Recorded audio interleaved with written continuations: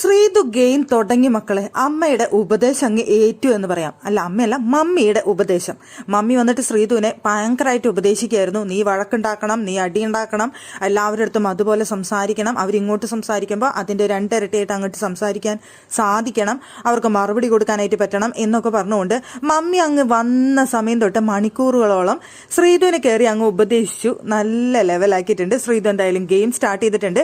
ഇത്ര നാളും കണ്ട ശ്രീതുവിനെയല്ല ഇപ്പോൾ നമുക്ക് ലൈവിൽ കാണാനായിട്ട് സാധിക്കുന്നത്. നെക്സ്റ്റ് ടീമിനെതിരെ തിരിച്ച് ഗെയിം കളിക്കുന്ന ഒരു ശ്രീതുവിനെ നമുക്ക് അവിടെ കാണാനായിട്ട് സാധിച്ചു. പ്രത്യേകിച്ച് അർജുനാണ് നെക്സ്റ്റ് ടീമിൽ വരുന്നത്. അർജുൻ, ഋഷി, അഭിഷേക്, ജാസ്മിൻ ഇവരടങ്ങുന്ന നെക്സ്റ്റ് ടീമിനെതിരെ ശ്രീതു അവിടെ ഗംഭീര പെർഫോമൻസ് ആണ് ഇപ്പോൾ കാഴ്ചവെച്ചിരിക്കുന്നത്. സത്യം പറഞ്ഞു കഴിഞ്ഞാൽ അവർ ക്ലീനിങ് ചെയ്തു വെച്ച പാത്രങ്ങൾ എത്രത്തോളം ക്ലീനിങ് ആയി എന്ന് നോക്കിയിട്ടാണ് എണ്ണി എടുക്കേണ്ടത്. അവിടെ ചെറിയൊരു പൊടി അല്ലെങ്കിൽ അഴുക്ക് ചെറിയൊരു ഇത് വന്നിട്ടുണ്ടെങ്കിൽ പോലും എടുക്കാൻ പറ്റില്ല എന്ന് പറഞ്ഞുകൊണ്ടാണ് ശ്രീതു അവിടെ വഴക്കുണ്ടാക്കിക്കൊണ്ടിരിക്കുന്നത്. അതിൽ 4 പേരാണ് അവിടുത്തെ ജഡ്ജസ് ആയിട്ട് വരുന്നത്. 4 പേരിൽ 3 പേരും എടുക്കാമെന്ന് പറയുന്ന സമയത്ത് അവിടെ ശ്രീതു എടുക്കാൻ പറ്റില്ല എന്ന് പറഞ്ഞുകൊണ്ടാണ് വാദിച്ചുകൊണ്ടിരിക്കുന്നത്. അതിൽ ജഡ്ജിമാരായി വന്നിട്ടുള്ളത് ശ്രീതു, ജിൻഡോ, ഋഷി, സിജോ എന്നിവരാണ്. ബാക്കി 3 പേരും അത് എടുക്കാമെന്ന് പറയുന്ന സമയത്ത് അവിടെ പാത്രം എടുക്കാൻ പറ്റില്ല എന്ന് വാദിച്ചുകൊണ്ട് നെക്സ്റ്റ് ടീമിന്റെ പകുതിയിലധികം പാത്രങ്ങൾ അവിടെ നീക്കി വെക്കുന്നുണ്ടായിരുന്നു.